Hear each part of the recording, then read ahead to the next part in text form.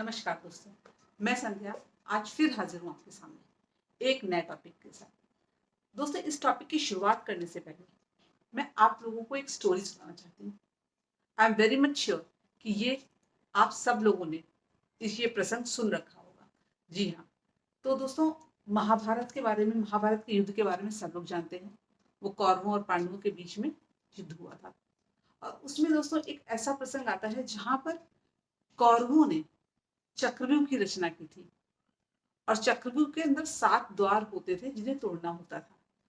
तो दोस्तों उसके अंदर पांडवों में सिर्फ अर्जुन ही ऐसे थे जो कि सातों द्वार तोड़ पाते थे। उन्हें ही आता था, बाकी किसी पांडव को नहीं आता था। और उस दिन अर्जुन किसी काम से बाहर गए हुए थे जिस दिन उन लोगों ने ये रचना करी।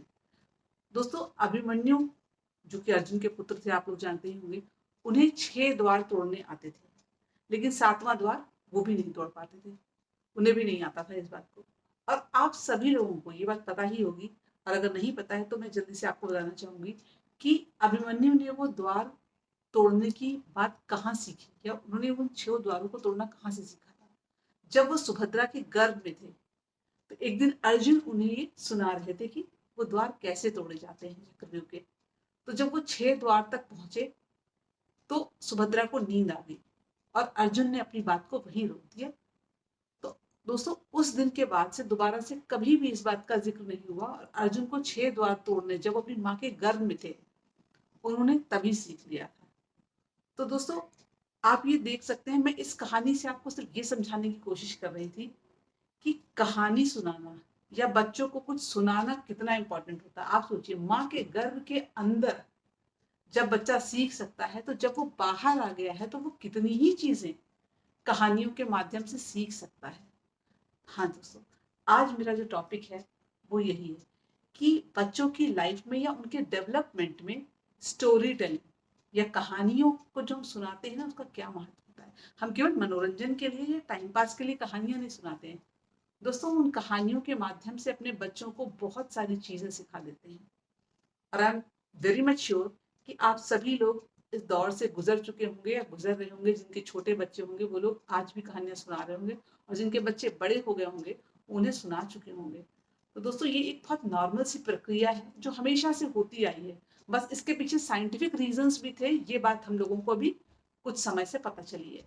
दोस्तों, हम लोग दादा दादी की कहानियां या नाना नानियों से कहानियां सुनना, या अगर हम न्यूक्लियर फैमिली में है तो अपने मम्मी पापा से कहानियां सुनना, ये हमेशा से होता आया है।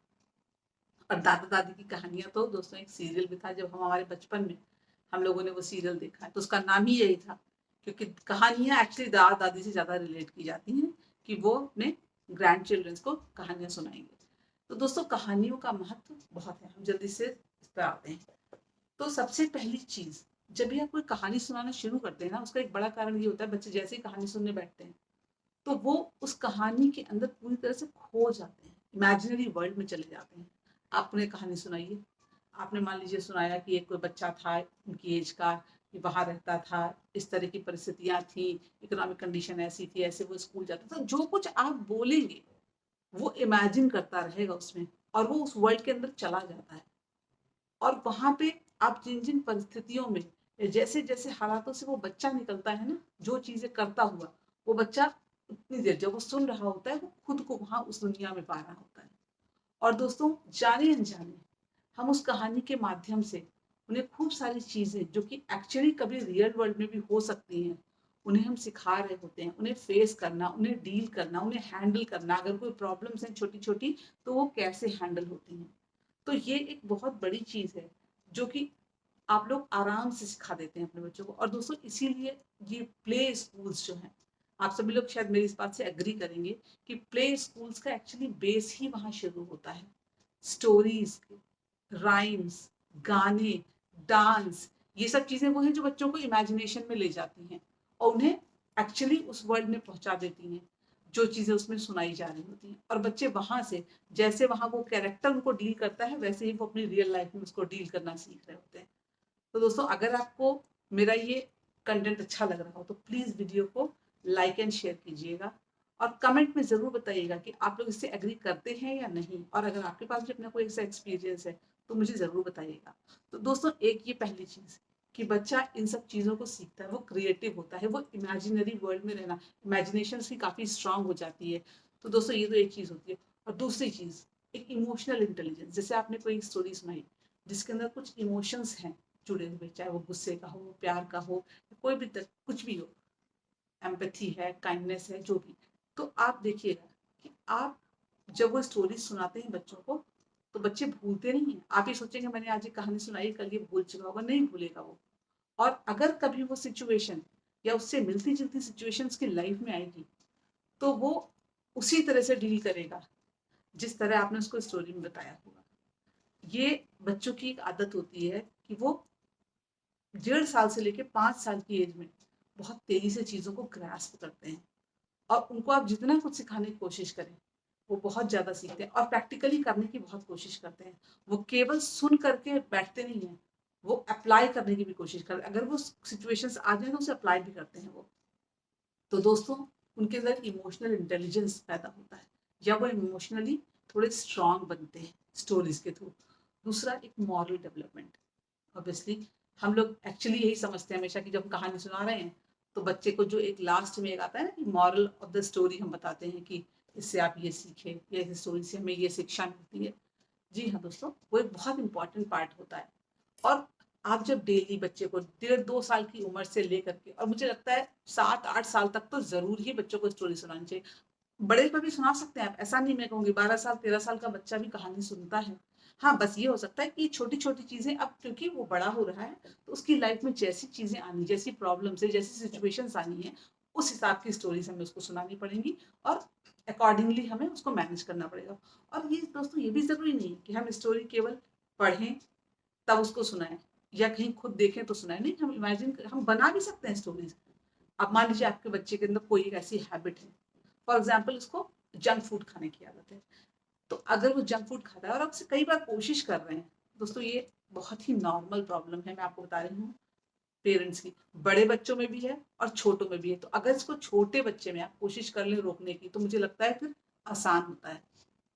जैसे बच्चा मान लीजिए 5-6 साल का है और वो जंक फूड खाना चाहता है, तो आप उसको स्टोरी के थ्रू आराम से, जब वो थोड़ा शांत बैठा, मान लीजिए बेड टाइम पे जब आप रात में स्टोरी सुनाते हैं, तो आप उसको बिठाइए और पूरी स्टोरी जो है ना बनाइए इमेजिनेशन में। एक बच्चा जो कि उसी के एज ग्रुप का हो, इनफैक्ट उसका नाम भी वही हो, और आप उसे बताइए और उसको सब चीजें बतानी चाहिए। वो बच्चा बहुत ही जंक फूड खाता था या लेकिन दोस्तों एक बात ध्यान रखिएगा, केवल उसकी कमियां ही नहीं बतानी, उसकी अच्छाइयाँ, इनफैक्ट ज्यादा अच्छाइयों पर पहले फोकस करिए कि हाँ वो ऐसा बच्चा था, अच्छा बच्चा है, ऐसा है वैसा है, सब कुछ। मतलब पढ़ने में बहुत अच्छा है, मम्मा पापा की बात भी मानता है, सब कुछ। लेकिन बस जब जंक फूड की बात आती है तो वो थोड़ा जिद्दी हो जाता है और वो नहीं मानता है।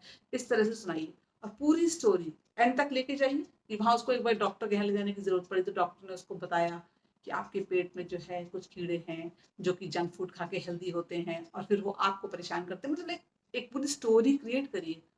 और आप यकीन मानिए, जब आप स्टोरी एंड करेंगे ना, वो बच्चा आपसे अपने आप कह देगा कि अब मैं जंक फूड नहीं खाऊंगा मम्मा, मैं इस बॉय की तरह नहीं हूँ, मैं आपकी बात मानूंगा।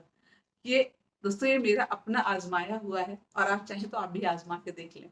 और अगर किसी ने इसको आजमा रखा है तो प्लीज मुझे कमेंट में जरूर बताइएगा। तो दोस्तों ये बात रही कि उनके अंदर मॉरल डेवलपमेंट, तो उन्हें जो कुछ आप सिखाना चाहते हैं, मैं ये तो बात हुई एक छोटी सी जंक फूड वगैरह की हैबिट्स, लेकिन अगर आप कोई बड़ी से बड़ी बात है, मान लीजिए आप उन्हें एम्पैथी पढ़ाना चाहते हैं कि एम्पैथी क्या होती है, या काइंडनेस क्या होती है, या ईगो को कैसे कंट्रोल करना है, या ईगो नहीं लाना है अपने अंदर, ठीक है, एंगर को कैसे कंट्रोल करना है, ये सारी चीजें आप स्टोरी के थ्रू आप बच्चों को सिखा सकते हैं। तो मॉरल डेवलपमेंट। दूसरा दोस्तों, एक कल्चरल अंडरस्टैंडिंग। हम हमारे कल्चर के बारे में, हेरिटेज के बारे में हम बच्चों को बहुत आसानी से स्टोरीज के थ्रू उनको जुड़ाव ला सकते हैं उनका, बहुत अच्छे से। बहुत सारी ऐसी कहानियां हैं हमारे यहाँ, हम लोग अपने जो धार्मिक ग्रंथ हैं उनमें बहुत ऐसे प्रसंग आते रहते हैं, ऐसी कहानियां आती रहती हैं। अगर हम उन्हें सुनाएंगे तो बच्चे जरूर जुड़ेंगे उनसे, इसमें कोई ऐसा संशय नहीं है। बस ये है कि वो एक लंबी प्रोसेस है, लंबी प्रक्रिया है, जो कि आपको 1.5-2 साल से शुरू कर देनी होगी। और आपको जब तक आप कर सकते हैं, अगर आपका बच्चा की पर्सनैलिटी ऐसी है या एनवायरनमेंट ऐसा है कि मान लीजिए आप 10 साल 12 साल तक 13 साल तक भी आप ये काम कर सकते हैं, उसे कहानियां सुना सकते हैं, वो ऐसा है कि वो आपके पास आके कहता है कि मुझे कहानी सुनाओ और उसे समझ में भी आती है चीजें, तो दोस्तों आप करिए, ये आपको एक अच्छे रिजल्ट्स ला के देगा। हो सकता है बीच में एक टाइम पे बच्चा इधर उधर डेविएट हो जाए, वो उन चीजों को ना सुन रहा हो या नहीं समझे या नहीं फॉलो करे, लेकिन अगर उसके अंदर वो बातें चली गई हैं दिमाग में, तो यकीन मानिए दोस्तों, वो एक जब कभी भी बड़ा होने पर ऐसी सिचुएशंस आएंगी ना, कि जहाँ उसे इन सब चीज़ों को, मॉरल वैल्यूज को या फिर हमारे कल्चर की बात आएगी, तो वो वैल्यू करेगा। तो दोस्तों हमें उनके दिमाग में डालना है, और डालने के लिए सिर्फ सुनाना ही नहीं है, हमें अपनी प्रैक्टिस में भी लाना होगा। जो हम उन्हें समझाएंगे वो खुद भी करेंगे, ये दोनों चीजें साथ ही साथ चलेंगी दोस्तों। तो ये सारी बातें थी जो मुझे ऐसा लगता था कि मैं आपसे शेयर करूं। स्टोरीज के थ्रू बच्चे काफी कुछ सीखते हैं। अब ऐसे वो एक और चीज बहुत छोटी सी है लेकिन बहुत इंपॉर्टेंट है। रात में जब बच्चा आपके पास सोने के लिए आता है, मतलब उसकी बेड टाइम स्टोरी का टाइम होता है, जब वो आया और उसने आपसे कहा कि मुझे स्टोरी सुनाइए, तो आप जब उसके साथ बैठ के बातें करते हैं ना, उसे स्टोरी सुनाते हैं, ऑब्वियसली कोशिश करते होंगे एक्शंस के थ्रू और थोड़ा वॉइस मॉड्यूलेशन के साथ ही सुनाते हैं, मुझे पता है पेरेंट्स। तो जब आप सुनाते हैं ना छोटी छोटी स्टोरीज, लेकिन आपकी बॉन्डिंग बहुत स्ट्रांग होती है बच्चे के साथ में। वो एक क्वालिटी टाइम होता है जो आप स्पेंड करते हैं, और वो लाइफ टाइम उसको, लाइफ टाइम एक्चुअली वो उसको याद रखता है कि मेरी मम्मी या मेरे पापा या मेरे दादा दादी मुझे कहानियां सुनाते थे इस तरह से। दोस्तों ये मैं अपनी बात भी कह सकती हूँ कि मुझे मेरे ग्रैंड पेरेंट्स जो कहानी सुनाते थे वो मैं आज भी याद है, मुझे मुझे याद है, और मुझे वो सब सारा टाइम मैं चेरिश कर सकती हूँ उन मेमोरीज को। तो I am very much sure कि आपको मेरा ये टॉपिक अच्छा लगा होगा। और दोस्तों अगर आपको ये मेरा वीडियो अच्छा लग रहा है तो प्लीज़ चैनल को सब्सक्राइब कीजिएगा, लाइक एंड शेयर कीजिएगा, और आगे मिलते हैं एक नए टॉपिक के साथ। तब तक के लिए नमस्कार।